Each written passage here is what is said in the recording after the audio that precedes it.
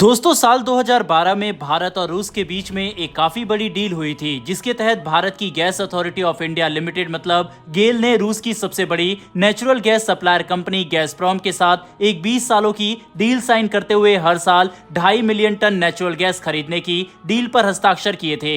लेकिन रूस ने इस नेचुरल गैस को सीधे भारत को सप्लाई करने की बजाय इसकी सप्लाई जर्मनी में मौजूद अपने एक यूनिट की तरफ डाइवर्ट कर दिया, जिसमें यूक्रेन युद्ध की वजह से भारत को काफी परेशानी देखने को मिली। दरअसल रूस ने जर्मनी में मौजूद अपने एक नेचुरल गैस प्लांट गैसप्रॉम जर्मेनिया को भारत के लिए 2.5 मिलियन टन नेचुरल गैस हर साल सप्लाई करने की जिम्मेदारी दी थी। लेकिन यूक्रेन युद्ध की वजह से जर्मनी ने रूस पर काफी बड़े प्रतिबंध लगाए। इसके बाद जर्मनी ने इस यूनिट पर कब्जा करते हुए इसका नाम बदल दिया और कहा कि वह भारत के साथ की गई डील का सम्मान नहीं करेंगे और हमें कोई भी नेचुरल गैस नहीं मिलने वाली। जिसके बाद भारत ने जर्मनी और इस फार्मर गैसप्रॉम यूनिट को London court of international arbitration में घसीटते हुए 1.8 बिलियन डॉलर का कंपनसेशन मांगा था, जिस पर निकल कर आ रही लेटेस्ट अपडेट के अनुसार इस फार्मर गैसप्रॉम यूनिट ने भारत से साफ साफ कह दिया कि वह हमें 1.8 बिलियन डॉलर का कंपनसेशन तो नहीं देने वाले, लेकिन हाँ, जितना नेचुरल गैस उन्हें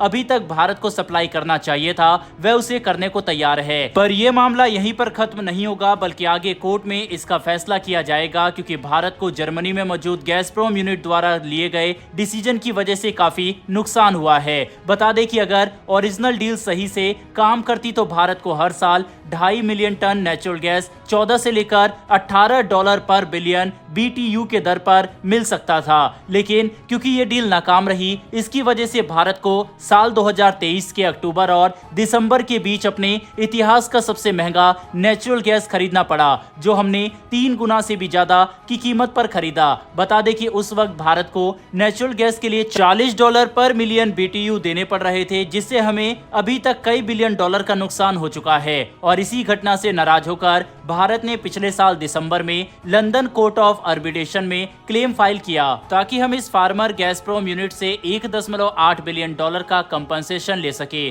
जिससे हमें जो नुकसान हुआ उसकी भरपाई हो। लेकिन ये यूनिट अब भारत को हमारा कंपनसेशन देने से मना कर रही है और उल्टा ऑफर कर रही है कि हम कंपनसेशन की बजाय बचा हुआ नेचुरल गैस उनसे स्वीकार कर ले, जिसका फैसला तो कोर्ट में ही होगा, क्योंकि भारत फिलहाल काफी नाराज इस मुद्दे पर नजर आ रहा है। भारत का कहना साफ है कि हमने जो डील की थी वह एक पोर्टफोलियो डील थी, जो रूस की सबसे बड़ी नेचुरल गैस कंपनी गैसप्रॉम के साथ की गई। ऐसे में चाहे किसी भी यूनिट से भारत को 2.5 मिलियन टन नेचुरल गैस की सप्लाई हर साल की जाए, लेकिन ये सप्लाई हमें जरूर मिलनी चाहिए थी। पर इस यूनिट के मना करने के बावजूद हमें सप्लाई नहीं मिली, जो दुर्भाग्यपूर्ण है और अब हमें इसका कंपनसेशन चाहिए। ये बात भी हैरान करने वाली है कि जब हमने 20 साल के लिए लॉन्ग टर्म डील साइन की थी, उसके बावजूद भी भारत को डिलीवरी मिलने में इतनी परेशानी का सामना करना पड़ा, जिससे सीखते हुए भारत ने अपने नेचुरल गैस सप्लाई को डाइवर्सिफाई करना शुरू कर दिया है। इसके लिए हमने पिछले कुछ समय में ही काफी बड़ी डील की। सबसे पहले और बड़ी डील हमने कतर के साथ की, जिसके साथ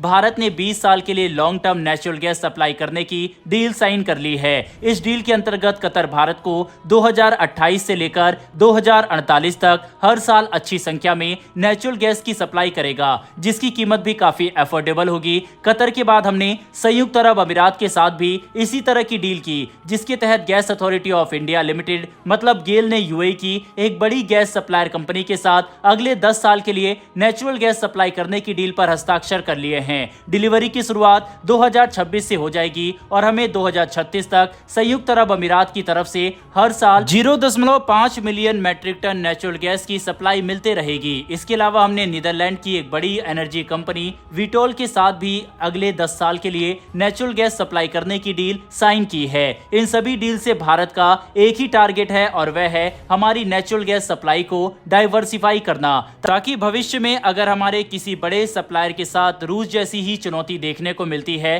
तो भी हमारे पास नेचुरल गैस के दूसरे अल्टरनेटिव मौजूद हो। बिल्कुल यही प्रक्रिया भारत क्रूड ऑयल के साथ भी कर रहा है, जिसके तहत हमने इराक, सऊदी अरब, यूएई और वेनेजुला जैसे कई देशों के साथ क्रूड ऑयल की बड़ी डील साइन की है, जिससे हमारी एनर्जी सप्लाई डाइवर्सिफाई हो सके। बहरहाल दोस्तों, इस वीडियो में इतना ही, लेकिन आपको क्या लगता है कि क्या भारत को गैसप्रोम जर्मेनिया से 1.8 बिलियन डॉलर का कंपनसेशन लेना चाहिए या इस कंपनी द्वारा भारत को बचा हुआ नेचुरल गैस ऑफर करना ही सही रहेगा? अपनी राय इस पर कमेंट बॉक्स में लिखकर जरूर बताइएगा। इन्फॉर्मेशन और वीडियो पसंद आई हो तो वीडियो को लाइक करके हमारी आने वाली डेली वर्ल्ड अफेयर से जुड़ी ऐसी वीडियो के लिए चैनल को सब्सक्राइब कर बेल नोटिफिकेशन को जरूर दबा लें। फिर मिलेंगे ऐसी एक नई वीडियो के साथ। धन्यवाद। जय हिंद।